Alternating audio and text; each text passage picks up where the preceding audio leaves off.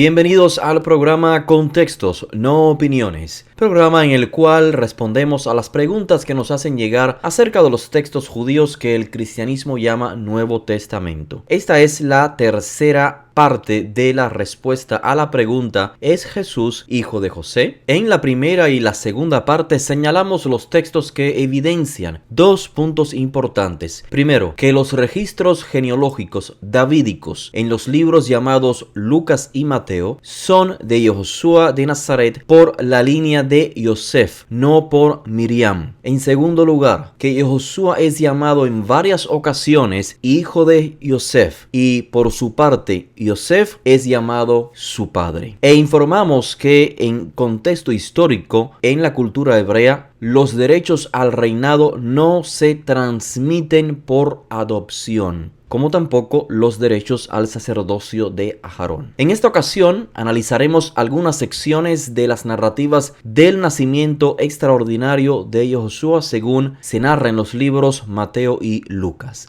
Y veremos si estos textos, si estas narrativas contradicen lo antes dicho. Esto es que Yehoshua es hijo de Yosef. Para comenzar, recordemos que el casamiento en el mundo hebreo consta de dos partes muy sencillas. Primero, el desposorio, tras el cual, social y legalmente, la mujer era considerada esposa del que la desposó, aunque no convivieran. La segunda parte es el casamiento en sí mismo, en el cual, pues, los casados pasan a vivir juntos en una morada. Según los textos en Mateo y Lucas, Yosef y su desposada Miriam aún no convivían juntos cuando ella quedó embarazada. Leemos en el libro llamado Lucas capítulo 1 desde el verso 26 al 38 que el mensajero fue enviado a una virgen o una joven desposada con un hombre llamado Yosef, de la casa de David. Repito, Yosef de la casa de David. El mensajero le dijo a Miriam: concebirás en tu seno y darás a luz un hijo. Este será grande y será llamado Hijo del Altísimo, y el Eterno le dará el trono de su padre David. Evidentemente, si David es llamado su padre, entonces la frase Hijo del Altísimo ha de comprenderse como un título honorífico. De hecho, nótese el tiempo futuro. Será llamado Hijo del Altísimo. El texto no dice es Hijo del Altísimo.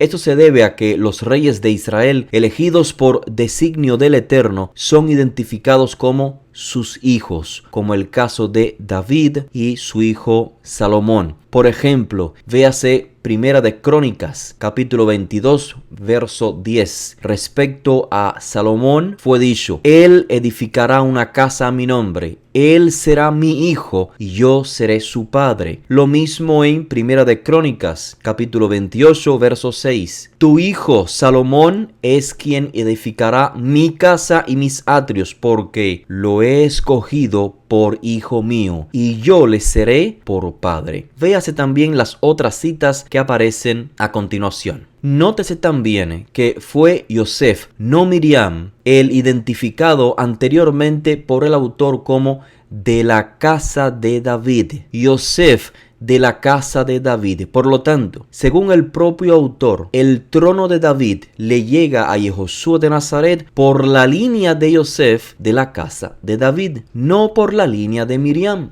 Pero es aquí donde viene la confusión para el lector desconectado de la cultura hebrea. Pues, según el propio texto, Miriam es una virgen o una joven aún en estatus de desposada. Sigamos leyendo el texto con mucho cuidado. Entonces Miriam dijo al mensajero: ¿cómo será esto, puesto que no conozco varón? Nótese que no conozco varón es un eufemismo de la lengua hebrea para decir aún no tengo relaciones conyugales, tal como dice en Génesis 4. Adán conoció a Javá, su esposa, y ella concibió. Entonces, conocer, repito, es un eufemismo de la lengua hebrea para hacer referencia a las relaciones maritales. El autor nos informó que Miriam estaba desposada a Yosef y ahora informa que, según Miriam,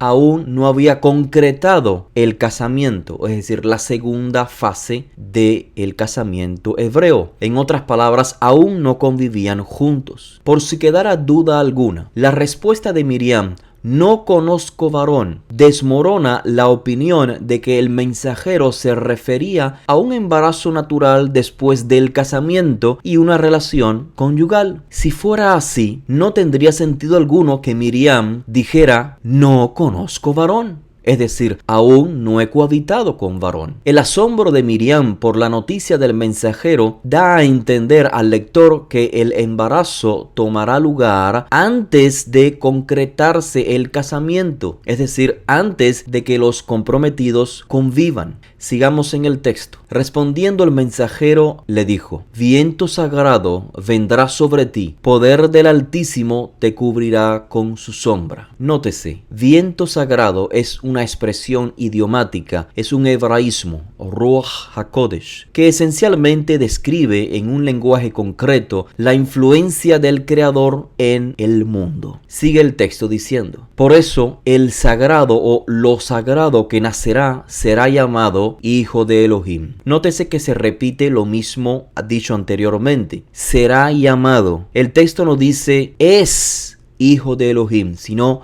será llamado, o sea, llegará a ser hijo de Elohim. Esto es, repito, un término, un título honorífico para hacer referencia al rey de Israel elegido por designio divino, así como Salomón y David, pues fueron llamados hijos de Elohim por ser estos reyes de Israel elegidos por Elohim. Ahora veamos lo registrado en el libro de Mateo, capítulo 1, del verso 18 al 25. Esencialmente es la misma información, pero con otras palabras. Estando su madre desposada con Yosef, antes de que él la conociera, llegó a estar fecundada por el viento sagrado, esto es, el poder del Eterno. Nótese que el autor hace uso del mismo eufemismo empleado en Lucas, antes de que él la conociera, para decir antes de que tuvieran relaciones conyugales. En Mateo 1:19 se informa que al Yosef enterarse que Miriam estaba embarazada, no quiso convivir con ella. Y por la misma razón, en Mateo 1:20 se informa que en sueños se le dijo a Yosef: "Hijo de David,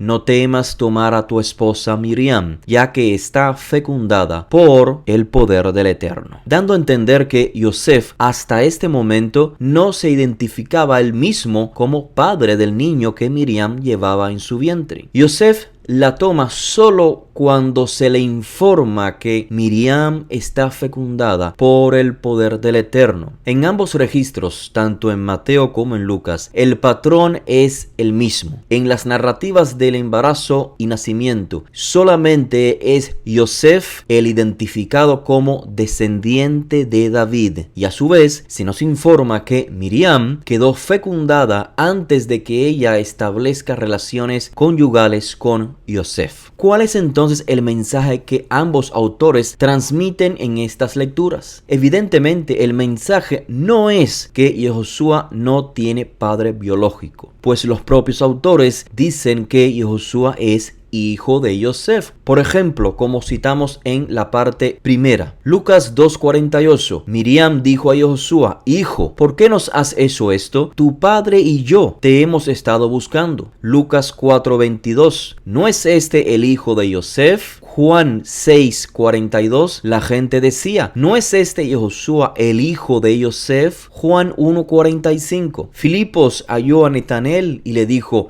"Hemos hallado a aquel de quien escribió Moshe en la Torá", así como los profetas a Yehoshua el hijo de Yosef. Claramente el mensaje de esos autores no es que Yehoshua no tiene padre biológico. De lo contrario, ¿para qué llamar a Yehoshua hijo de Yosef si Yosef no es su padre? Los autores de estos textos no solo llamaron a Yehoshua hijo de Yosef una y otra vez, sino que los listados genealógicos davídicos son por la línea de Yosef, y los derechos al trono de David, recuerden, en la cultura hebrea no se transmiten por adopción. Aun si Miriam fuese descendiente de David, lo cual no dicen los textos, aún así una madre no transmite derecho al reinado. De manera que el mensaje que ambos autores transmiten definitivamente no es que Yehoshua no tenga un padre biológico. Entonces, ¿cuál es el mensaje? Me gustaría sugerir que el mensaje está muy pero muy claro si leemos los textos sin prejuicios. Según los textos leídos, Yehoshua fue concebido dentro de un matrimonio cuando su madre Miriam estaba desposada con su padre Yosef. Los autores de estos textos atribuyen la fecundación al poder del Eterno, o en otras palabras, la unión de la materia masculina con la femenina fue llevada a cabo por el poder del Eterno sin una relación íntima por parte de sus padres. El rol de ambos padres fue pasivo. Quien provocó el nacimiento del rey de Israel fue el Eterno. Esta es la imagen que nos dibujan los autores de Mateo y Lucas a simple vista. De hecho, similar a esta imagen la encontramos en el nacimiento de Yitzhak en Génesis 21:1. Y visitó el Eterno a Sara como había dicho, e hizo con Sara como había hablado, y concibió y parió Sara a Abraham un hijo en su vejez. Y también en el primer libro de Shemuel, capítulo 2, verso 21, dice: visitó el Eterno a Haná y concibió y parió. Si deseas ver un análisis detallado del nacimiento de Yehoshua en el contexto judío del siglo I, te invito a que vayas a la descripción de este video. Allí verás un enlace que te llevará directamente a la conferencia. Y no olvides, si gustas de este contenido, compártelo y suscríbete al canal para que estés al tanto de las próximas charlas.